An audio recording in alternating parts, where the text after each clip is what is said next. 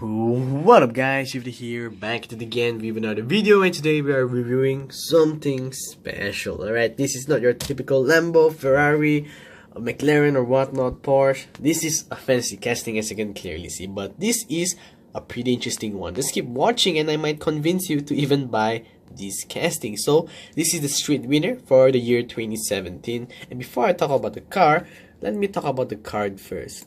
By the way, for those, I uploaded a second video today because for those who are not interested in the Forza Motorsport rant, yeah, I just made this video just in case, y'all want to see a review. So yeah, this is the card, and it's part of the Hot Wheels City Works series. For those who are familiar, there's this series called the X-Perry Motor series, and I was wondering why isn't this part of that series, because it has a moving part. Yes, you'll see later which is the moving part. So I just wanted to point that out. Initially, actually tore this car out from its blister pack, but I accidentally deleted the video, so I guess no footage of me ripping the card apart. Oops. But yeah, enough about the card. How about the car? Is it good or is it bad? Let's find out. And here is the car itself. Enough about the card. How about the car? What do I think of it? I think most of you are wondering the moving part right here, right? So here it is. Oh wait, what? That's unexpected. Okay, so it does move, as you can see right there. But what I was expecting is the moving part to have two like screws there, which can is a loose piece and it can spin on its own. But it turns out it's just one whole piece, and it's like a flexible plastic there that just bends to sort of act as the moving part. I'm not complaining. That's still pretty cool, and you can close it by clipping it this part of the thing right there to the hot dog rear hand of the hot dog. So that is pretty cool. I mean, it's a fun little feature for kids to play, but for me it's not a big deal. It's just a moving part, but that's still pretty cool. I think Hot Wheels saved some money there by putting this thing as one whole piece. They didn't do any budget cuts this time, so that's an A+ for Hot Wheels in terms of moving parts. But how about the car itself? Let's close that and let's look at the car. This is really pretty cool. There are a lot of things I want to say about this car. So let's start with the side. We have green and yellow wheels. So that's the thing I'm not quite sure. I'm not quite sure why they chose to go with green wheels instead of red. I mean, if they're gonna put ketchup and mustard, they should have gone with green and red wheels. But I think green and red is a nice color scheme, green wheels. It's still pretty cool. And then, this is the part that I really like.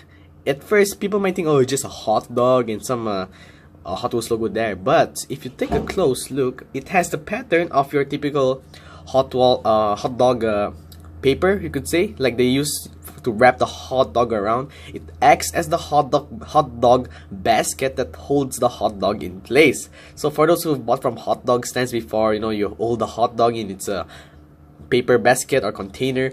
So it looks almost like the real thing. It's as if this part is holding the hot dog itself.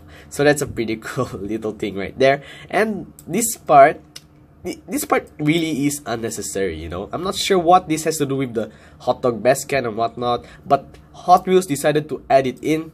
It looks like a grill. You can, I don't know, maybe you can use this to cook your eggs. No, just kidding, please don't do that. But that's cool. It's metal. It's part of the metal base. Yes, this is a metal base with a plastic hot dog body.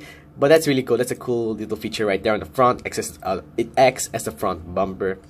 And the hot dog itself, you can see there's some mustard and ketchup swirling around the front part of the hot dog, and the driver's seat is right there. You can see the steering wheel is there, and the driver's seat is yellow to act as the mustard, and the hot dog, this part, that's just really cool. There is nothing on the rear, but you can see there's the engine right there and the exhaust pipes, you could say.